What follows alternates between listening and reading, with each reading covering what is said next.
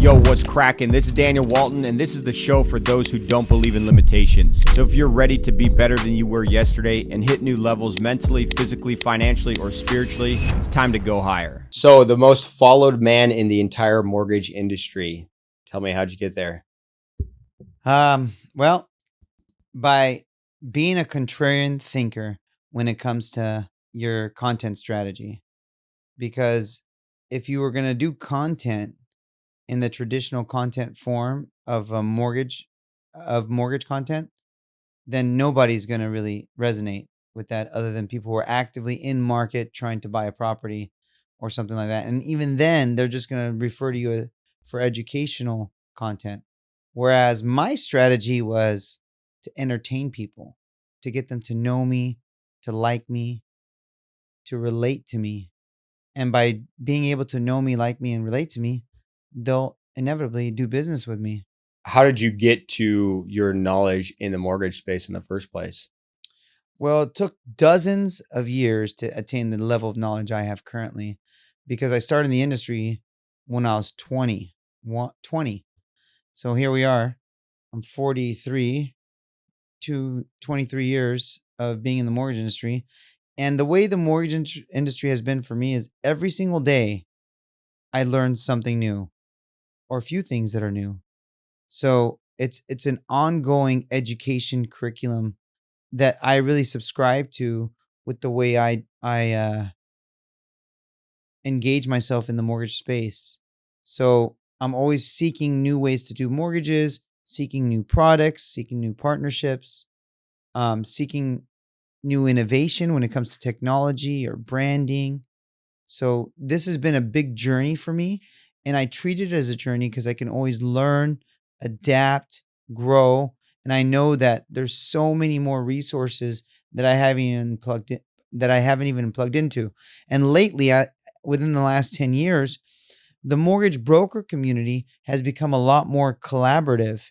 And as a result of the collaboration amongst the community itself, me being one that understands the power of collaboration, I'm really able to dive much deeper into new relationships, new collaborative opportunities. And the biggest catapult for me was when I launched my own podcast and I was able to engage with other founders and CEOs in the mortgage space and just like hit off really, really tight relationships with them. Yeah. So speaking of catapults, what is one thing that you wish you knew earlier that catapulted you forward that you could tell other mortgage or loan officers or brokers that are in their 20s like you were when you started? Always seek collaborative opportunities. It's through collaboration that you're going to grow much faster. You know, obviously we all know the saying, you can go fast alone, but you could go much farther when you're together. The old African proverb. That proverb is so true within the mortgage industry because you're really nothing when you're on your own in an industry that's like a massive ocean. You're just a tiny little fish. But when you collaborate with other fish, sometimes they're bigger fish than you. You can move the needle much faster for your own objectives, for your own goals. So always seek collaborative opportunities. That's the first thing. The second thing, and I would say this is more important than the first thing, is do God's work. Serve first. Yeah. Be of service to others and make sure that you're always seeking to do God's work. Always put the client first. Don't put your own motivations first. As long as you serve, the money always follows. Yeah. I think that was something that actually really stood out about you where we hit it off. I remember we connected at the gym and I was like, what do you do? And you're like, I help employees and business owners, or I think you said I help employees become business owners and scale their own business, something along the lines of that. And you didn't talk anything about yourself. Everything was just about how you serve other people, how you serve business owners who want to scale their business. And it was very impressive to me. And then as somebody who does marketing for businesses, I can quickly put numbers together, non-financial, like employees, certain budgets, certain other things. And I start to realize, I'm like, wow, this guy actually has built a very successful business, but that wasn't how you presented yourself. you have over 1,200 employees now. How does faith play a role in your day-to-day life and just how you scale your business? You know, I'm Coptic Christian, and I come from a persecuted Christian, um, w- uh, a persecuted Christian heritage, and we fled Egypt because of faith. So imagine getting killed for just being Christian. It's just like you really can't imagine that because you don't know. Now imagine like getting bombed, getting martyred. You know, it's really something unfathomable. When you put that in the context of like business, and you're like, I was getting killed for my faith back home, and in America, I'm able to rub it in your face, and you can't say anything. You can be like, "Oh, Joe's a terrible Christian leader." Like, what are you gonna say if they're allowed to wave, you know, pink, purple flags or rainbow flags? Like, I can wave my Christian flag. Like, that's okay. It's part of my right. So Yeah. I took that concept, and kudos to the LGBT community for really like shining a light on this. It's like I took what the LGBT community does and I just put it in the context of Christianity. I'm like, I'll wave my flag, I'll wave my cross, because I'm allowed to. So leading with that first has helped me as a leader because I could try to do the best I can to exemplify Christ's teachings through leadership strategies. And then because I think with that mindset, I feel like God definitely empowers what I do, like because I'm putting him first. I just did a content block for 7 days straight during Holy Week because it was the first Holy Week that the Western Christians shared with the Orthodox Christians, which hasn't happened in my lifetime. It's always been, Orthodox Christians have a different Easter than regular Christians. It's like for years, I can't remember when I celebrated, Easter with you. So what I did during Holy Week was I put out a video for Holy Week every single day. Wow. Now I got 1,000,000+ followers and people were like, what the heck is he doing? He's got this priest talking about, the road to Emmaus and and Covenant Thursday and Good Friday and Bright Saturday and Resurrection Sunday, and people didn't get it. Some people did. It still got, 20,000 views a video, but nobody liked it. Like people would view it because I'd get like 60 likes on a video with 20,000 views. I'm like, you know what? And then the algorithm put me in the doghouse. They're like, everything I put out after Holy Week for like, 7-10 days was like not getting shown to my audience. I switched my content strategy. I worked with my prior content strategist. I created all new content strategy, all new content. And then I just started going viral, like mega viral, more viral than I've ever been. Now, every video I do for the last 2 weeks has been getting 6 figures minimum on a video. And I was like, I knew it. I was like, doubtful for a couple weeks, doubtful. Like, I sacrificed my own years of efforts to attain this big following. And here I am. I'm going to be in the doghouse forever now. With all my content's going to bomb. And just like that, God's like, don't give up. Like boom, I'm going to bring you back, and I'm going to bring you back better, cuz innately I knew God was going to bless this. Yeah. Cuz I reached hundreds of thousands of people through this strategy. Did it resonate? Did it bring people back to Christ? I don't know. I plant the seed, God waters it. I plant, Apollo waters. That's what the scriptures always said. So I planted the seed, God watered. I was in the doghouse, but nothing turns around instantly. It wasn't gonna be like I was gonna be out of the doghouse as soon as Holy Week was over. But I sacrificed. I knew that this is what I got to do for Holy Week, this is what I got to do to kind of like remind people of the importance of Holy Week. And sure enough, it just took off. My content took off. People are still probably watching the Holy Week videos now.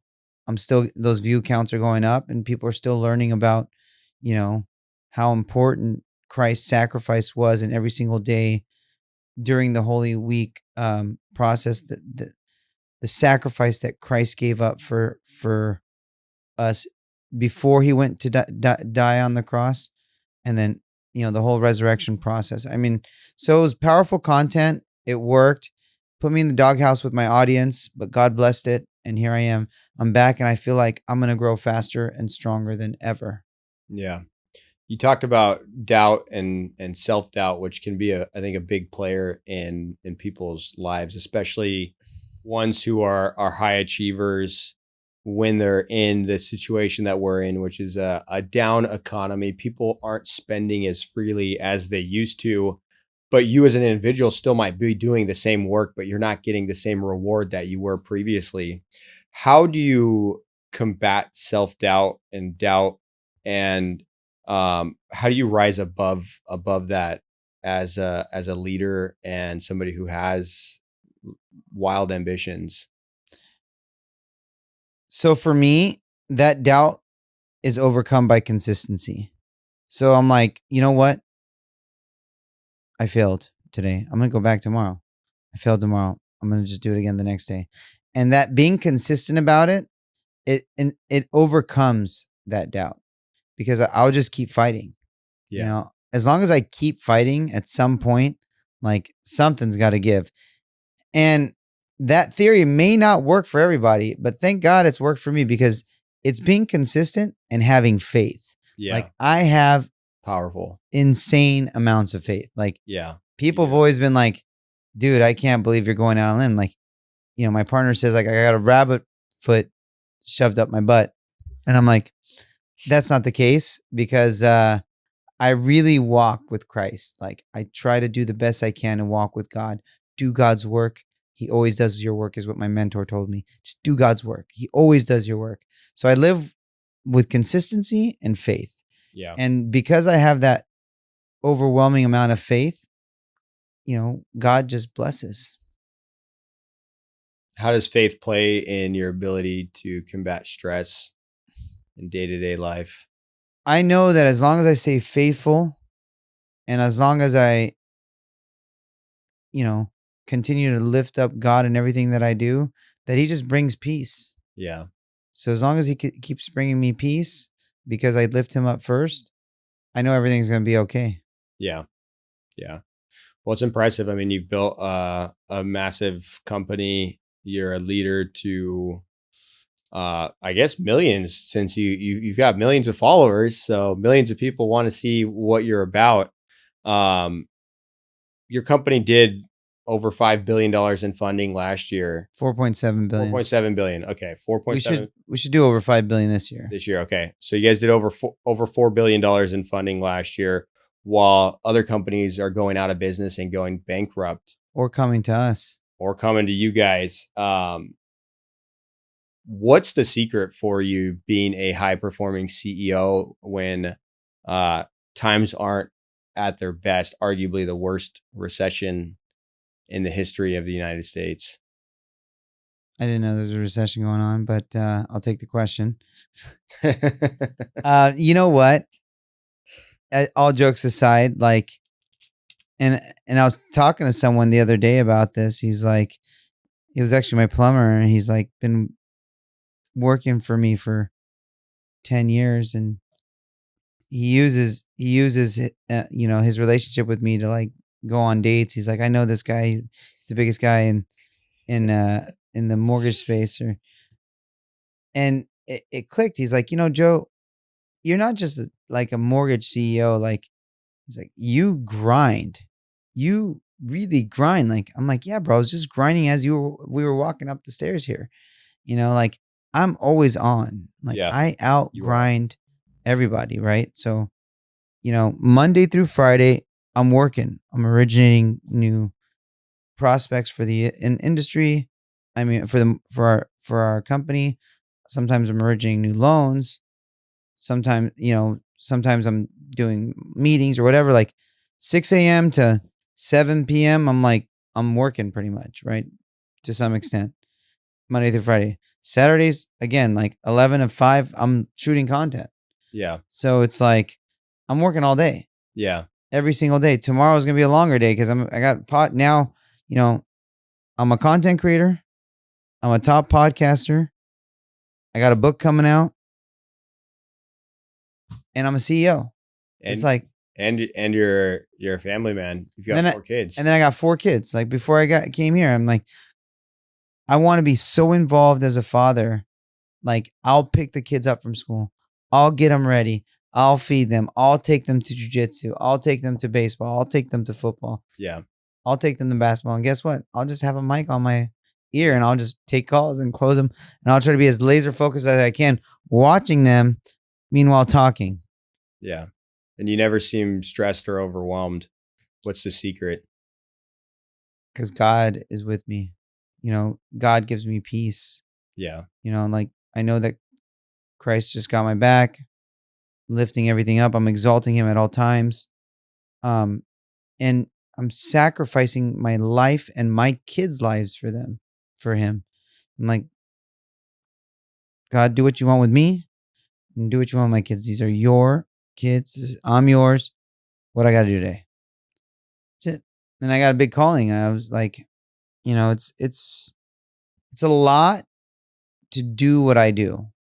You got, big company, content, podcast, books, this, that, the other. I'm touring next month, speaking engagements all over the country. Like that's a lot, like Exciting. I got to do that now too. New So I got to chapter. figure out how to do that and take my kids along for the ride. So I'm going to figure out how to strategize that. Sounds like it's time for the PJ. Yeah, right. No, I do have, I was just thinking now because I got my flight to North Carolina, to New Jersey and then North Carolina. I'm supposed to do podcasts and speaking engagements and Michigan. And I'm like, maybe I'll just do it all with the kids.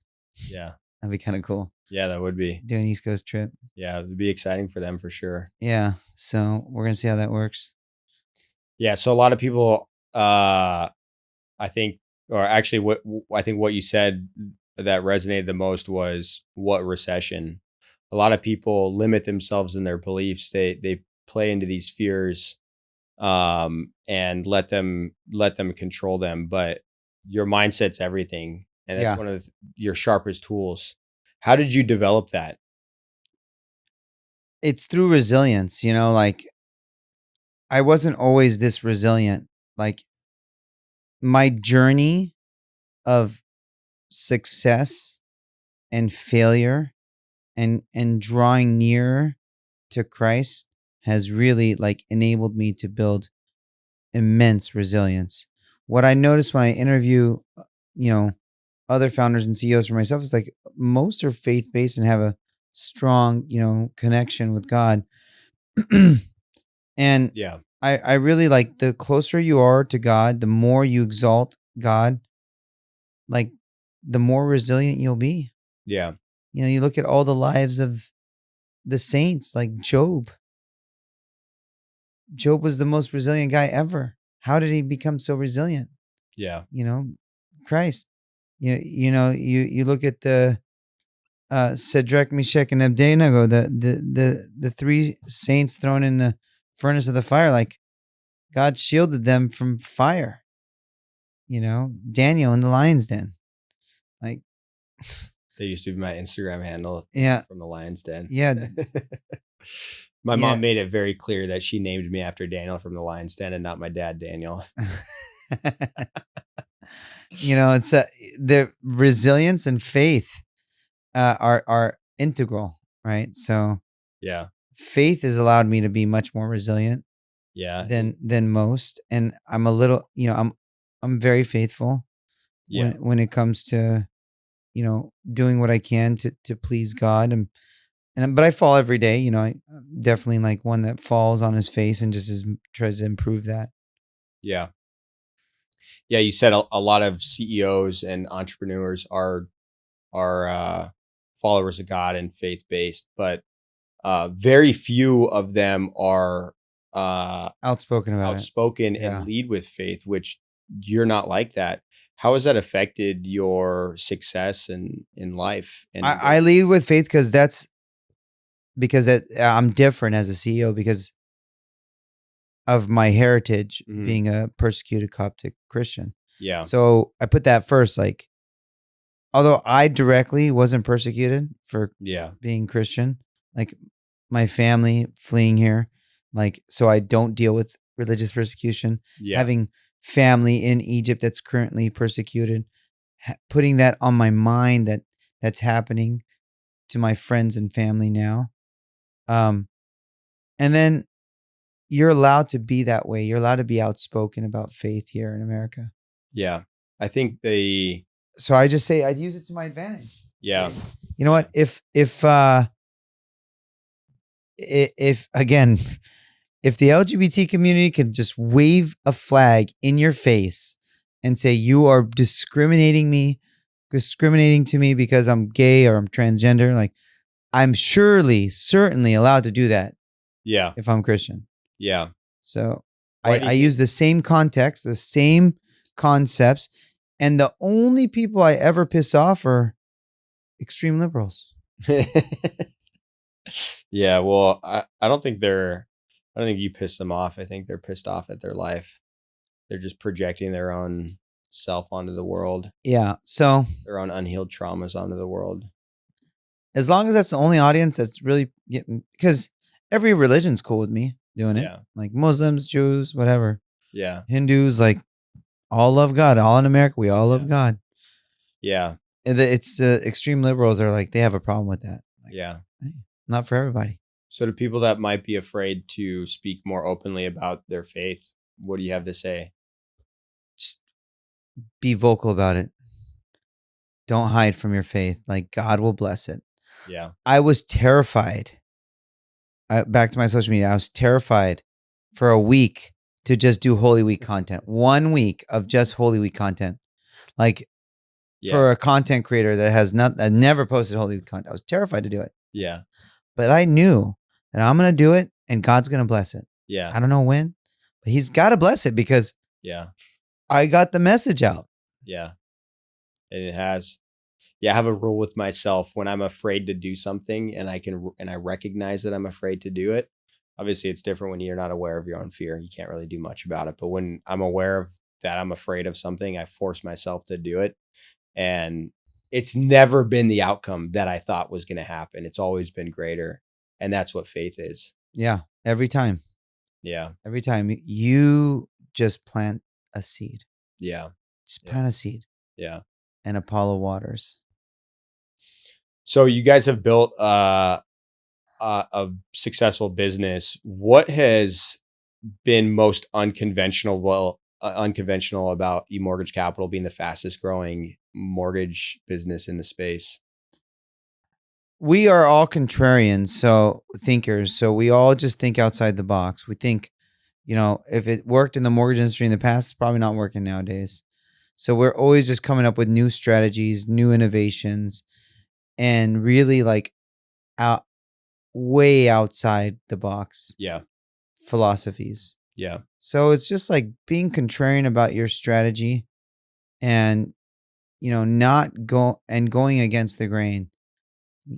And I think that has been tremendously helpful. And when I go against the grain, like believe me, like I lead by faith. Like Yeah.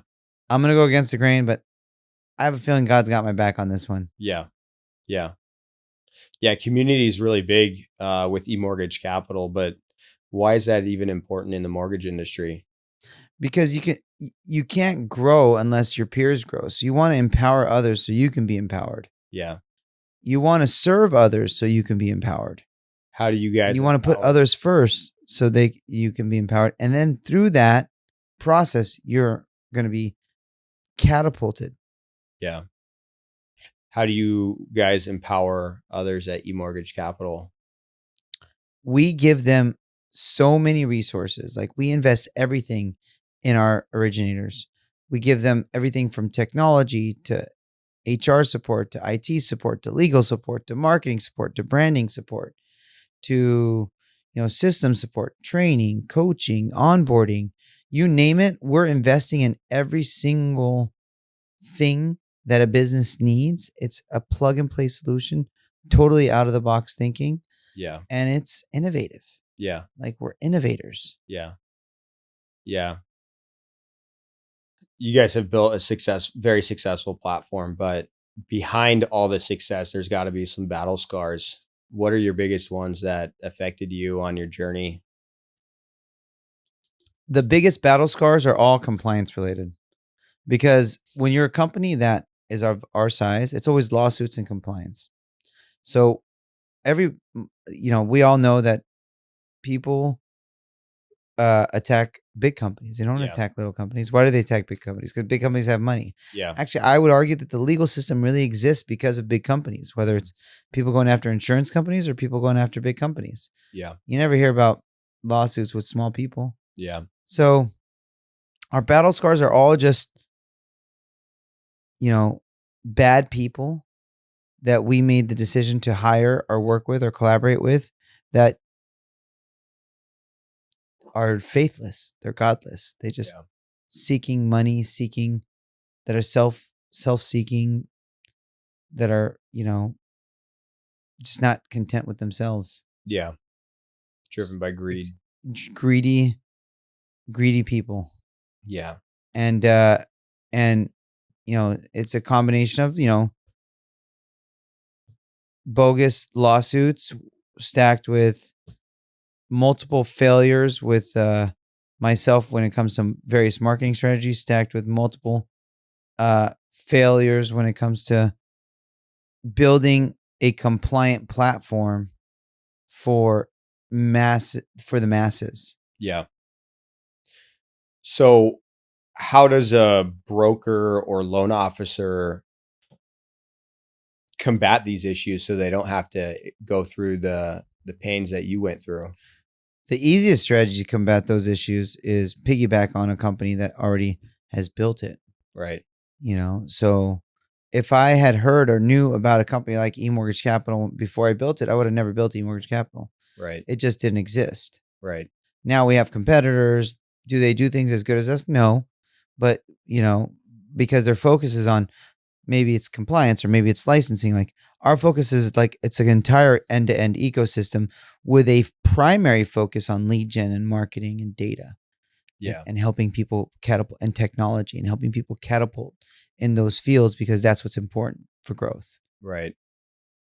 So why would a loan officer or broker specifically come work with you versus maybe starting on their own?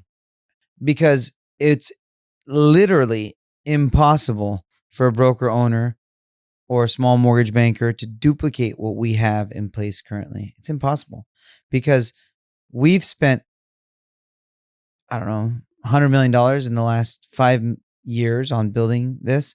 But beyond the 100 million, because you can go get a hedge fund and give you 100 million bucks, it's like all of the departments and the resources and the technology, all that comes with sweat equity, not just it's not a monetary thing. Yeah.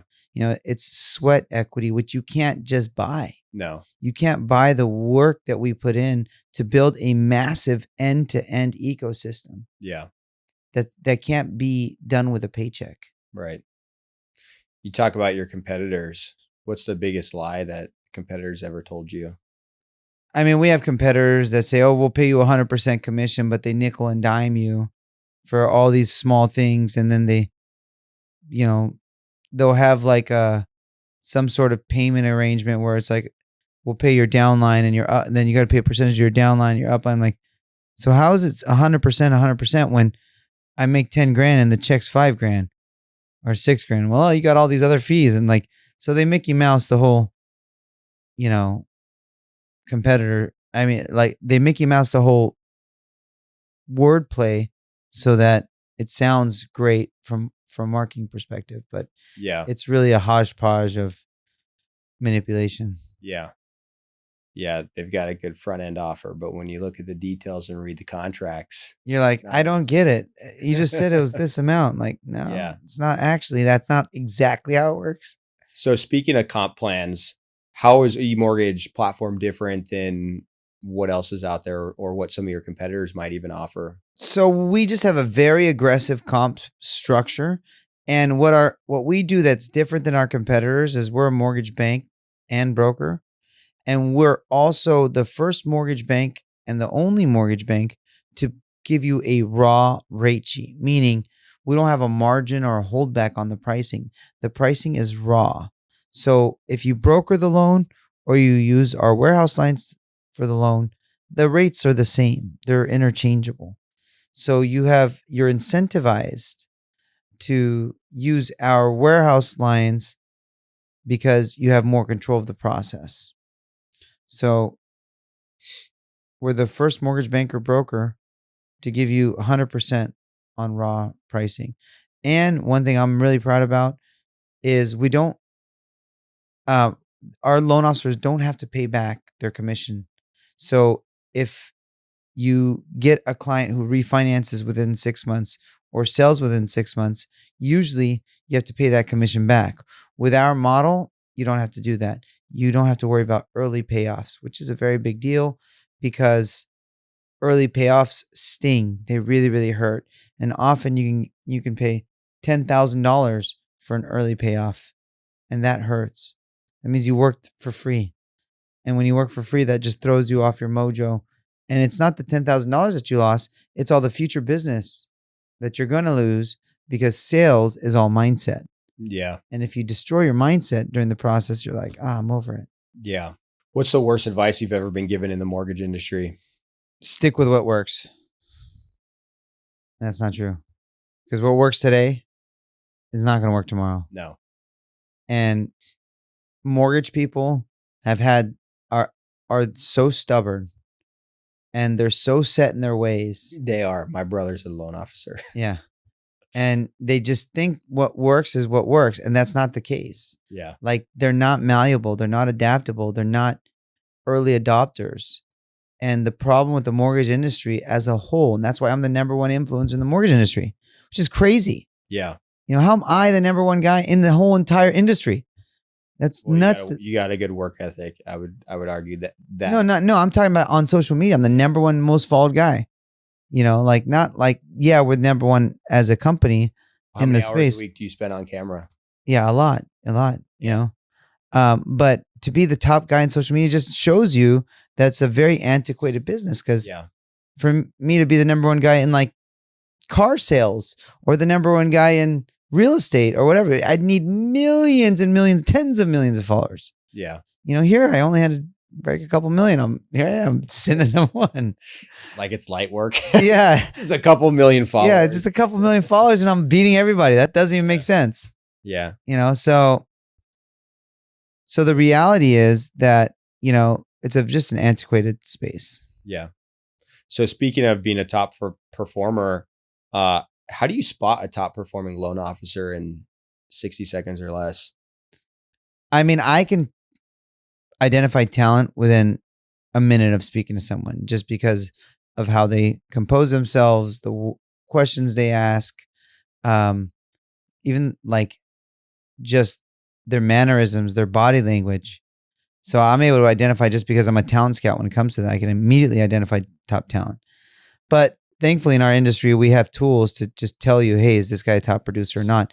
And often I would say like 90% of the time, I can identify that person and then verify it with, you know, with actual data. Yeah.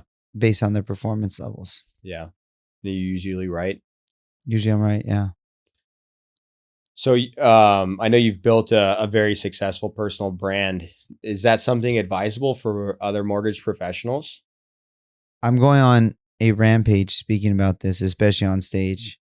And I'll say this now. And if you don't build a personal brand, you will be extinct in the next 24 months. You will be.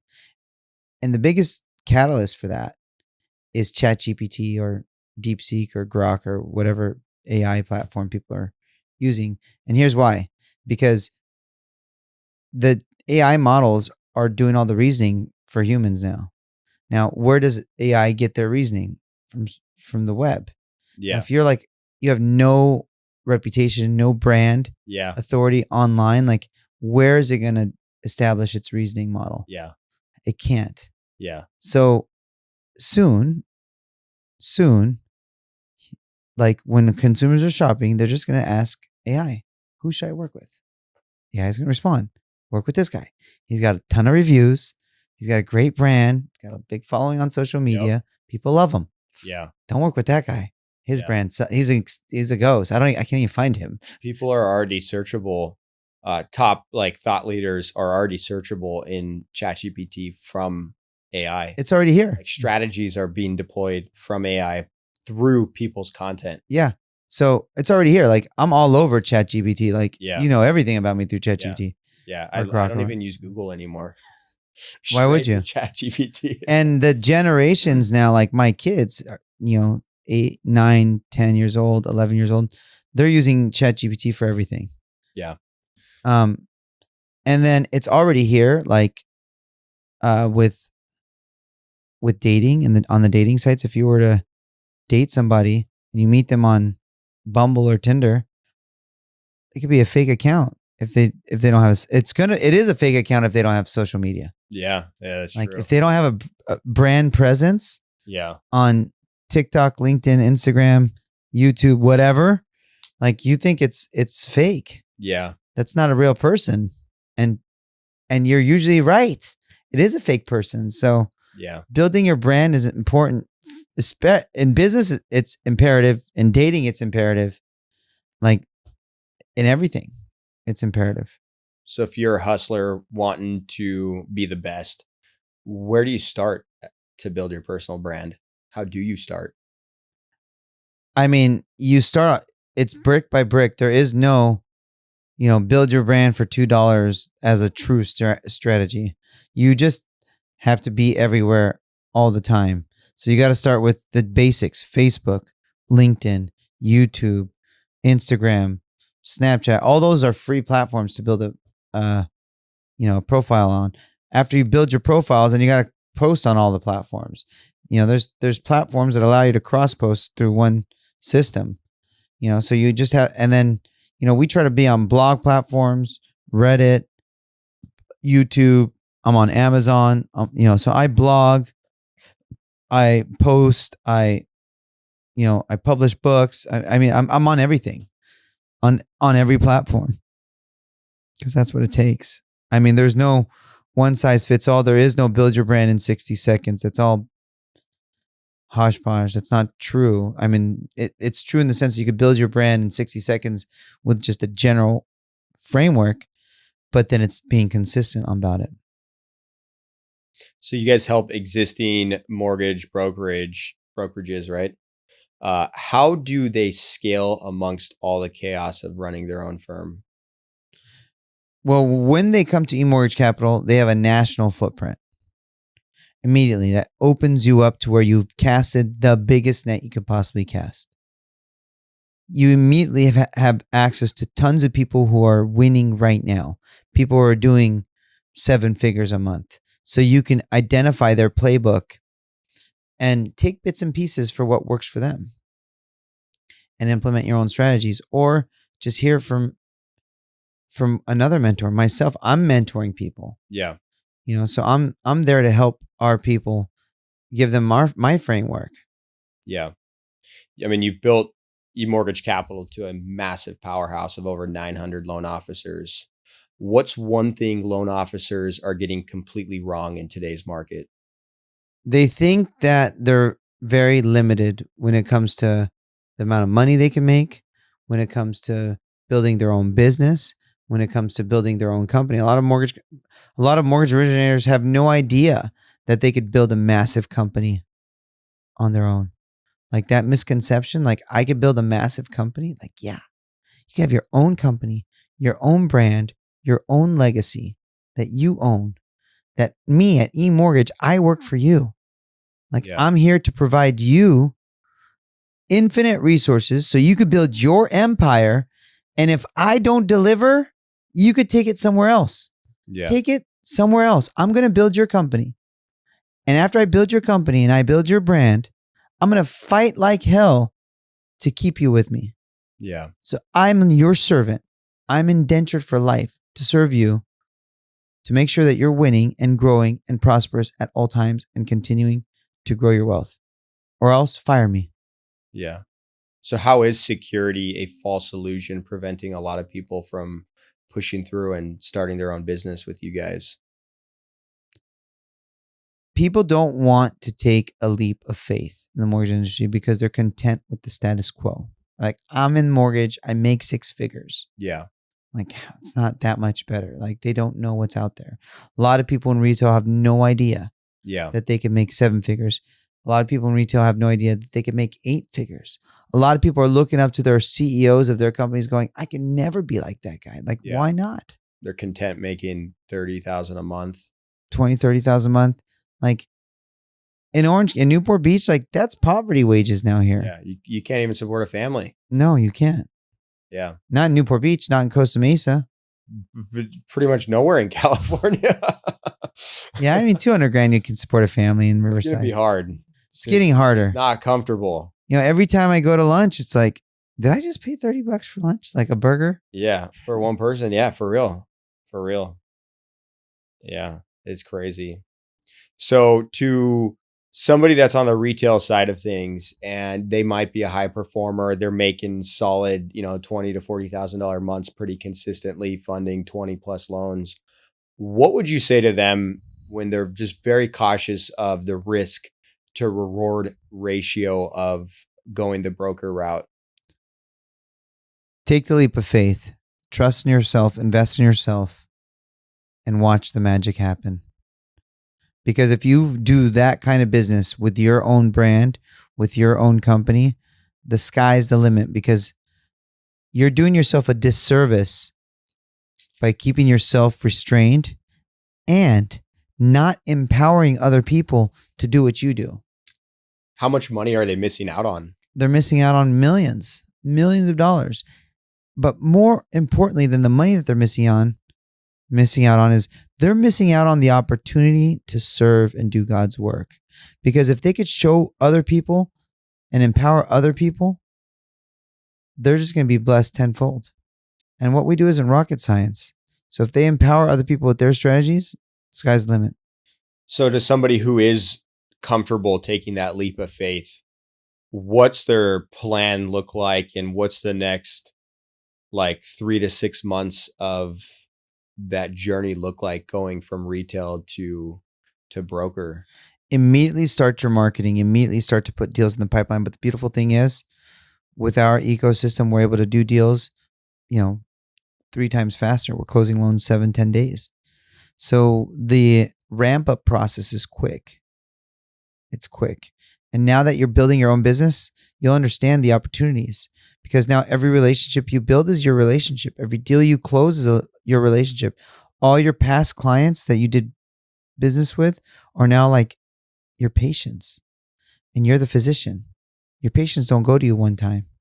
Your patients come to you every 6 months for a checkup. Sometimes they call you asking about a symptom they have. Same thing happens. Sometimes your client, your patient, calls you about an issue they have for themselves or for a friend or family member, church member, whatever. Yeah. So now you have the opportunity to grow infinitely. Yeah. What kind of support does eMortgage Capital provide loan officers that are taking that first step and going to the broker model? When it comes to support, that's really where we pride ourselves. So we have 7 departments that are support driven. So we have IT support, compliance support, marketing support, brand support, HR support, compliance support. If I needed more leads, how would I get them? Lead support. So we have a whole lead store that we've built that we allow folks to basically piggyback on and buy leads at our price. We buy about 6,000 leads that we can share with our folks, that we share at our pricing.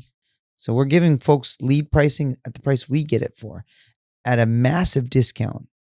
So there's a rumor that some of the top performing LOs are earning up to 500 bips, while some are only earning 100 bips. What is the comp structure like at eMortgage Capital? So our loan officers can earn, 200-300 basis points, but our branches can earn up to 400 to 500 basis points depending on the margins they set, and then they can distribute to their loan officers, and then there's a whole profit and loss that we do for them. So there's big margins with raw pricing. Right. Why would a branch choose to operate under the eMortgage platform? Because they get all their expenses P&L'd, so we'll take care of their expenses, and everything goes to their profit and loss statement, and they get raw pricing. Where they work currently at a retail lender, they have padded pricing, meaning there's hundreds of basis points of padding in their pricing. Versus with us, there's no padding. What's the biggest success story that you guys have taking like an established branch or established broker to that next level? It's funny, it's ironic, because I would argue, and I think that the biggest success story is right here in this building. Those kids down the hall from you, Yeah. they're in their early 20s, mid 20s now. They started with me in their earlier 20s, 23, 24, making $15 an hour. Wow. Now they're making 7 figures. They run that branch? The one that run the branch Wow. down the hall from this studio. How many LOs do they have? And they got, I don't know, a dozen loan officers, but they started off as telemarketers. Now they're running a massive branch and a massive floor, and they're one of our top teams. And at one point they were our top team last year. So, but the way this industry is designed is we're always bringing up fierce competition.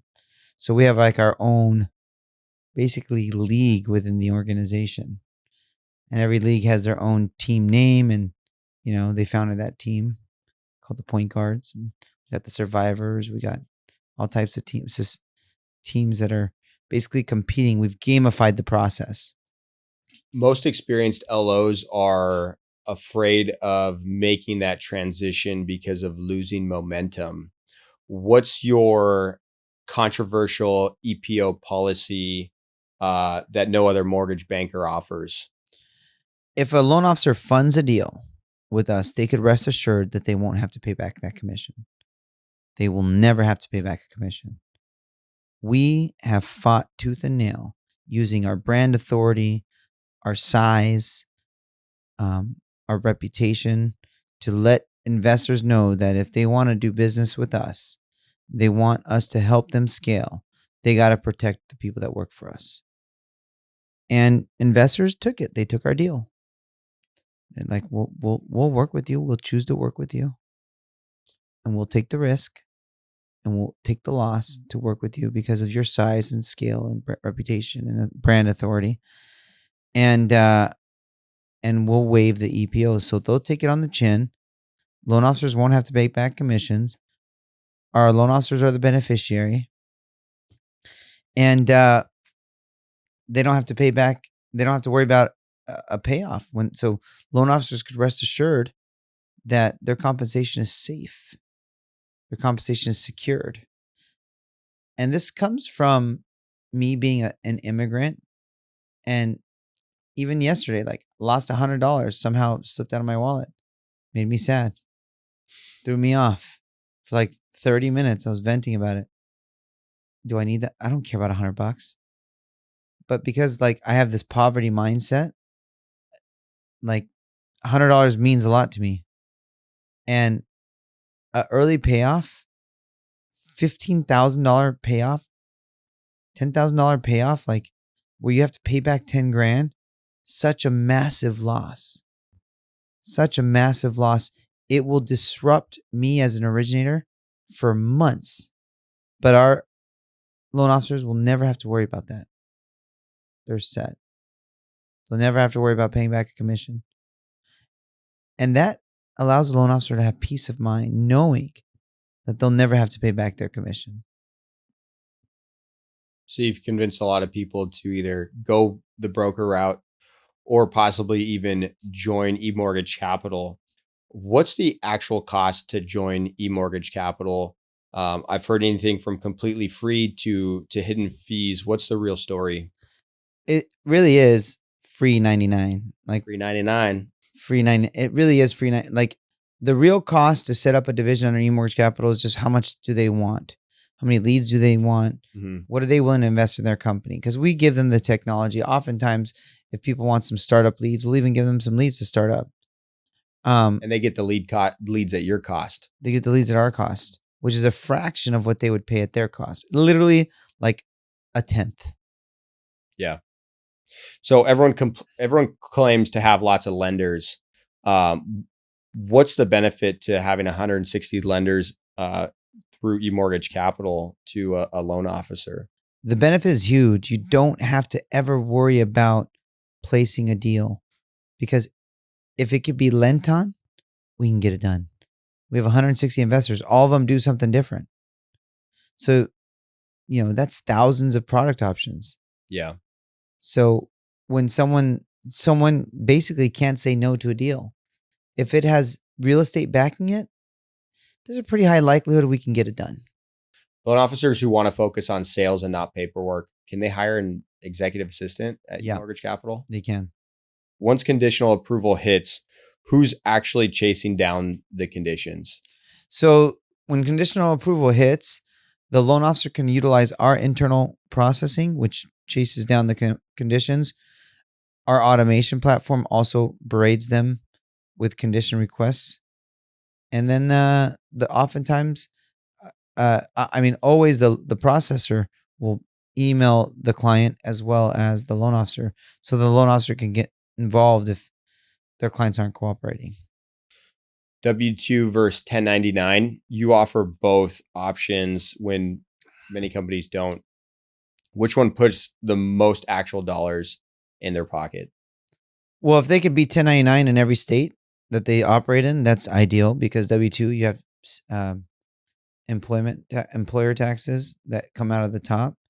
And then they have their state and federal taxes that also ping them pretty hard. So you guys are currently licensed in 47 states? 47 states. Specifically, what's the timeline for New York? Never. We're never going to do business in New York. Everyone wants to know that question. Is that really on there? Yeah. Well, that's like one of your most common questions in your... When are we getting New York? Are you guys covered in New York?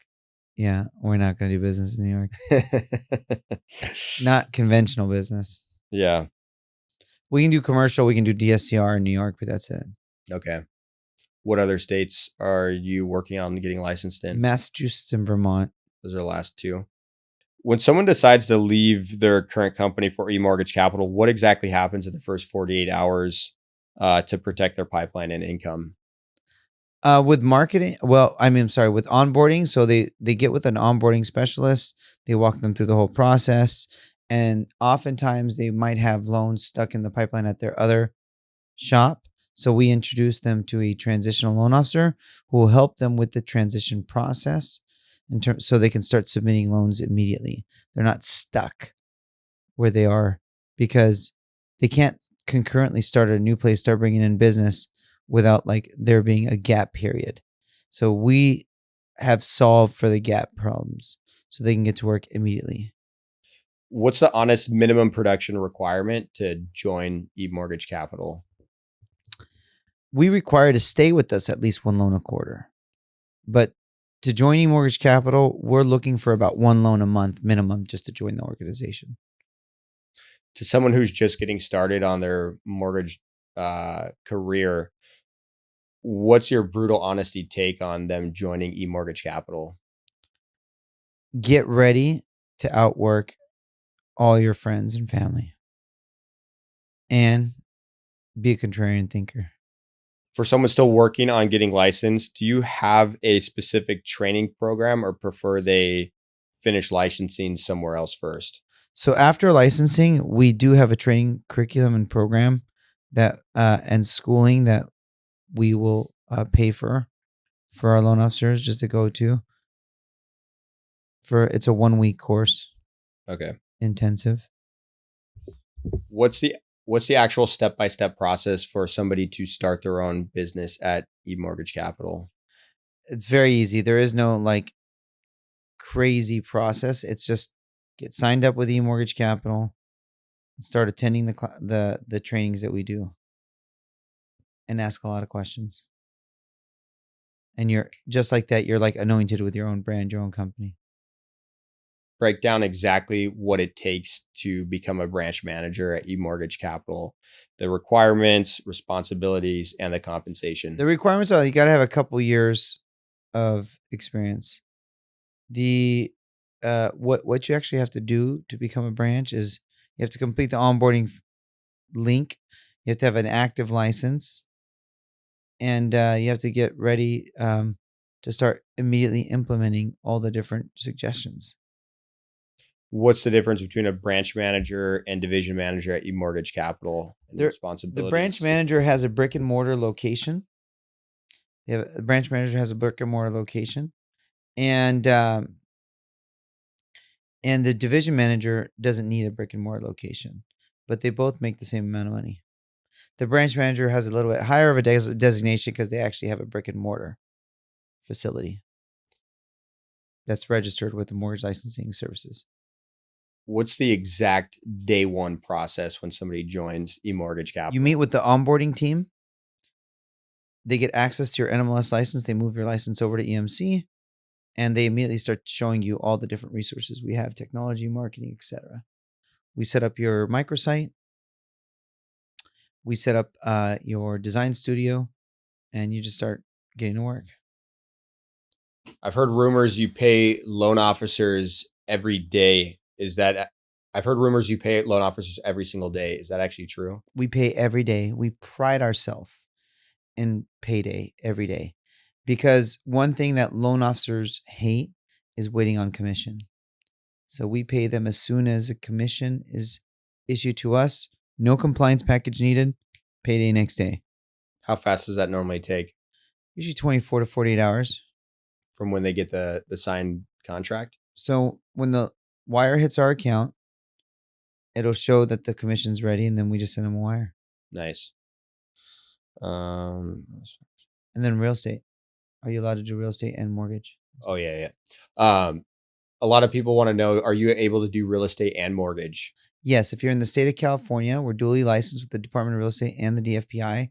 We allow you as a loan officer to also concurrently act as a real estate agent. So you can earn a commission on the mortgage. You can also earn a commission on the real estate transaction. We also have a full real estate company called eRealty, which allows you to list properties. We have training that we conduct as well for real estate transactions, and we help you from A to Z on listing, open houses, everything that you need. Loan officers understand the importance of building a social media presence. Do you guys provide any support with that at eMortgage Capital? We provide a ton of support when it comes to social media. Everything from posting for them, we'll create the videos for them, we'll post it for them 3 times a week. Or if they want to just basically make their own content, we can edit it for them. Or we can just give them all the ideas for the social media content strategy themselves, or they could come in studio and record some content in our studio at our headquarters. So it depends on like what they're looking for. If they're looking for, building a podcast, if they're looking for video edits, if they're looking for content strategy, content implementation, paid ads, we have every kind of vertical that they can explore with us and implement based on all the different resources and people and assistants that we have at our headquarters. Yeah, and if you guys want to check out, and if you guys like the way this content looks, you got to check out Joe's content studio, because it is sick, way nicer than this. Yeah, my content studio is amazing. We are always working on redesigning it and just leveling it up. Yeah. Any wise words in the slower economy that we're in right now? People aren't funding as much as they normally do. What are some wise words of wisdom and inspiration for loan officers out there? What loan officers are reluctant to do is market. And I look at marketing as not just one size fits all. Marketing is a table. Okay, so if you stick one leg on your table, let's call that leg real estate agents and realtor partners. Okay, that's one leg. How stable is your table? It's pretty flimsy. Now, if you stick real estate agents, and you stick podcasting, and you stick lead aggregating, buying leads, then you stick posting on social media every day, then you stick community fundraisers, and then you stick, you just get my concept is add as many legs on the table as humanly possible. Yeah. What happens to that table? It becomes invincible. You can't shake that table. That's how marketing is. There is no golden bullet. You got to do everything. You got to try what's new. You have to be an early adopter. If you're a late adopter, you're going to fail. One thing about me is I try everything. I implement immediately. I don't wait. I don't go, oh, let's try this. Let's sample it, or maybe let's, run a test. I take action immediately. Yeah. And I continue to add to my table. I don't have like one strategy. People who are listening to this podcast probably see me on Instagram, probably see me on Facebook, probably see me on YouTube, probably see me on TikTok, probably see me on Snapchat, probably heard my podcast, probably read a blog about me on Reddit, probably read my book. Who knows where they're reading about me or where they're finding me, or saw me on LinkedIn, but I'm everywhere all the time, all at once. Yeah. So for those action takers, what's the biggest thing that they could do? How can they leverage their social media to have the biggest impact on their mortgage business?